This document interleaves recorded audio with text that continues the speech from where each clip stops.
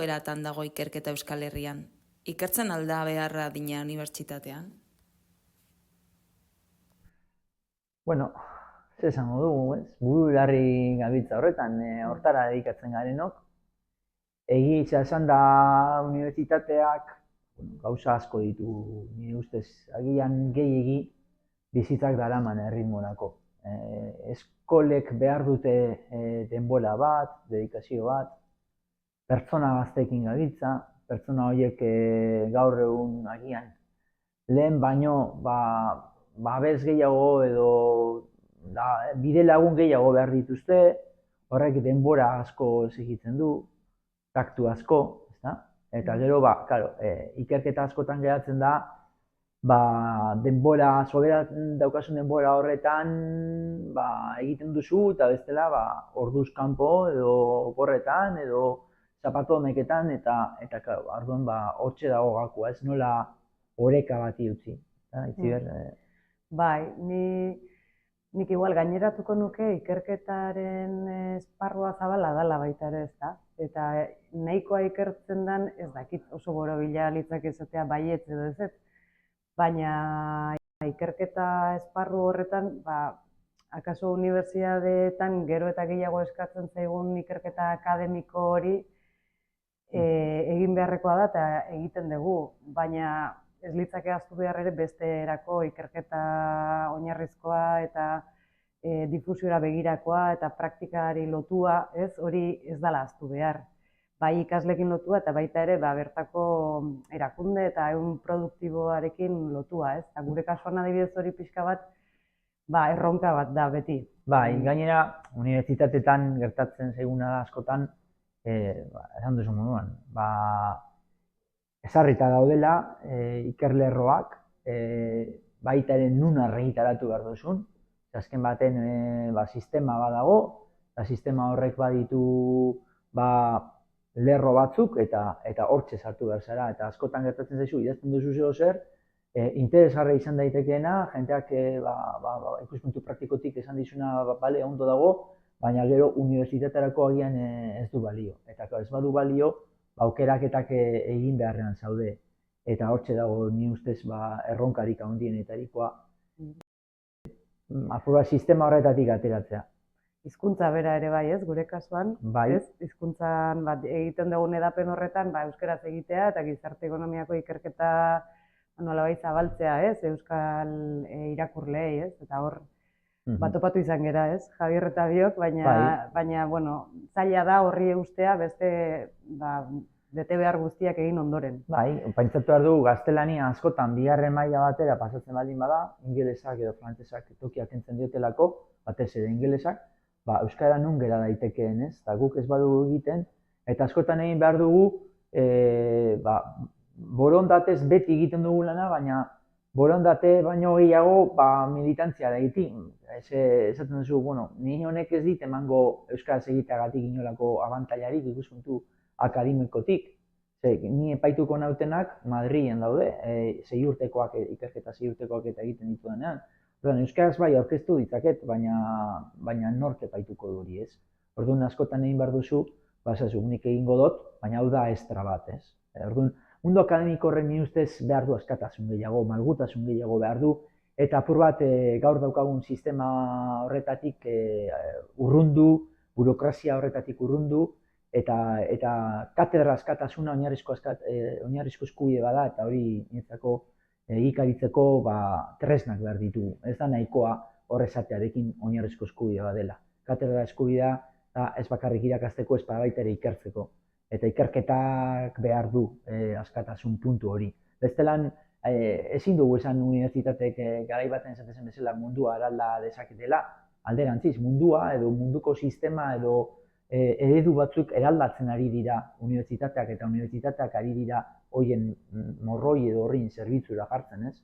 Eta alderantziz beharko luke nire ustez. Kooperatibismoaren mundua ongi ezagutzen duzue biok. Zergatik du halako garrantzia Euskal Herrian? Bai, ni duela gutxi etorri naiz nazioarteko kooperatibismoko kongresua handi batetik eta garrantzia handia dauka Euskal Herrian, eta Euskal Herriko kooperatibismoak garrantzia dauka mundu mailan, hau da, erreferente handi bat dalako, ezta? Orduan, hemen garrantzia dauka pisu ekonomiko eta kohesio sozialaren aldetik, eta beste hainbat eta hainbat aldagaigatik, baina gainera erreferente garrantzitsu bat da, ez? Eta erreferentea da lan elkartuko kooperatibismoa batez ere, baina baita ere beste sektore askotako kooperatibismoa, ez? Hezkuntza arloan hemen ikastolen mugimendua daukagu, eta beste hainbat esparrutan, ez da? Bai, ni pentsatzen dut, tradizioagatik, gaur egun, aztertu beharko litzateke gaur egungo kooperatiba ereduak, alternatibak nola plantatzen dituen, oso zaila da, lehiatu behar duzu, ez bakarrik beste enpresa batzuekin, ez bada beste enpresa horiek nun dauden, ze herrialde, ze baldintza dituzten, asko eta asko ez daude herri oso demokratikoetan, edo pez ez direna demokratikoetan, guk badaukagu tradizio bat, ez da, nik horri heltzen diot. Ez dakizi puntutaraino gorde dugun, ez, mundu global honetan, orain globalizazioari gabe hitz egiten da lokal ereduaz edo, ez, munduan zaude, ezin duzu hortik ihes egin, baina tokian tokikoa bultzatu, ez da, tokian tokiko horretan nik beti iraganera begiratzen dut, eta esan dut, hemen ez da kasualidadea kooperatibismoa hemen garatzea, ez, behar izanagatik batez esango nuke sortu zela, azken baten, bai baserri munduan eta hemen lurrak oso txikiak ziren eta horretan bidea behar ziren, elkar lagundu behar zen, eta gero industrializazioa etorri zenean ere, ordungo balio horiek eta ordungo kristautasunen balioek eta bai, dano dakigu, Arimendiarritak egin zuena, Mondrogaitik, eta egin zuena da, jente asko ahaldun du, alternatiba bat zen. Pentsatzen zutelako gai zirela autokudeaketatik eta bakoitzaren esfortzutik herri bat aurrera ateratzea. Eta gaur egun, bai, hori asko hasi da, baina mundu global horretan alternatiba izateko beste sistema, merkataritzako kapital eredu sozietate anonimo erantzukizun mugatuko askotan nun dago desberdintasuna, ez? Batez ere, kooperatiba txikia dienean, txikia dielako, eta handia dienean, handia dielako. Bai, alternatibo bat bezala sortu zen, eta pisu handia eduki du, baina mantentzea zaila da. Benetako alternatiba hori mantentzea eta tokia irabazten segitzea ez da erreza mundu honetan. Zein dira kooperatibismoaren ezaugarriak eta nola txertatzen dira egungo gizartean? Buruz hasita, egitura eta funtzionamendu demokratikoa, parte hartzea enpresan, berdintasuna, hezkuntza, interkooperazioa, lurraldearekiko lotura eta atxikimendua, sartzeko eta irteteko borondatezko eskubidea, hor badaude printzipio batzuk, oinarrizko printzipio batzuk onartuta edo ofizialki onartuta daudenak, ez da.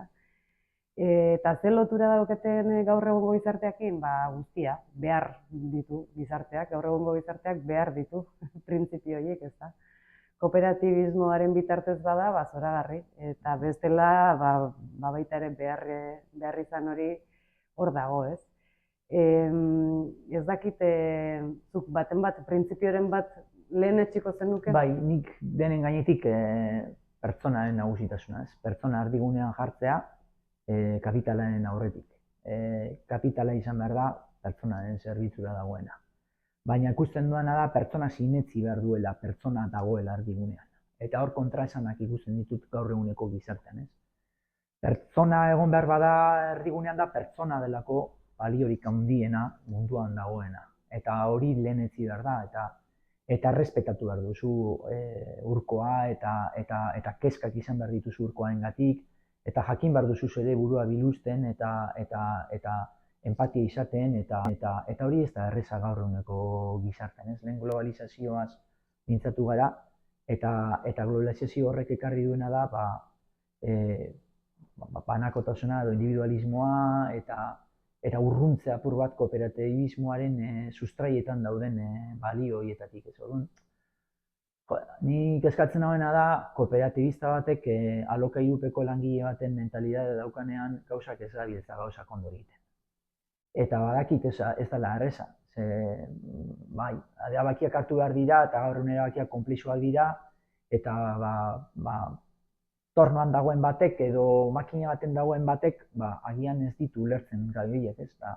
Lehiatu behar zara, ez ja bakarrik aldamenean daukasun enpresarekin, milaka kilometrotara dagoen batekin. Orduan nola lehen gora honoa, nola eutzi pertsonaren lehentasun hori eta pertsona sinestea eta gai izatea, bere 8 orduak eginda gero lanean, gai izan behar dela bestekin konpontzeko, erabakiak hartzeko, ulertzeko, horrek izugarrizko esfortzua dauka. Eta jenteak nahi duen askotan da, hortik atera eta taberna zulo batera joan, edo paseo bat ematera, edo kirola, erlijio berria, egitea eta haztea. Ez dut esaten hori ez denek egin behar, horretakar esfortzu bat. Eta ez dakit gizartea ez dagoen esfortzuri egiteko. Aldi berean, gizarte honen dauzkan erronkak gerota handiagoa dira, zentzu askotan, ez da? Eta batzuk komentatzeatik, zaintzaren alorrean edo berdintasunaren alorrean, edo beste mila gauzatan erronkak era kolektibo batean bakarrik hori da, ez?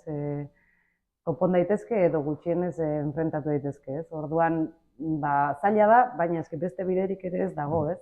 Erronkak horre segitzen duten bitartean, irtenbidea kolektiboa izan beharko da edo ez da. Horregatik da garrantzitsua, hezkuntza printzipioa aipatu duzu bai, ezta?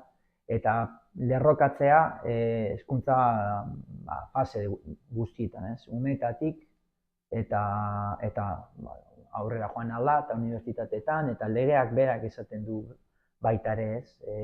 Gizarte ekonomiaren legeak berak esaten du, holan egin behar dela eta indartu egin behar dela hori, kultura hori sortzeko. Azken baten, jenteak sinesteko hori lehenengo ezagutu egin behar du. Eta gero, balioetzi, etziak esan duen moduan, ditugun erronkei aurre egiteko bakarrik ez goazela inora. Talde lana behar dela eta merezi duela. Nola ulertzen da gaur egun kalitatezko enplegua? Sortzeko zein erronka daude? Kalitatezko enpleguari erantzuteko, lanaren nazioarteko erakundearen definizioari erreparatuko nioke. Esaten duena da, tokian aztertu behar dugula. Agian leku batean 10 urterekin lan egitea duina izan daiteke, gure aiton amonek lan egiten zuten bezala, arrantza, baten ziren 10 urterekin. Gaur egun hori esatea hemen aztakio litzateke, baina munduko toki batzuetan hobe da hori armak hartzea baino. Aitzitik, Euskal Herria etorrita,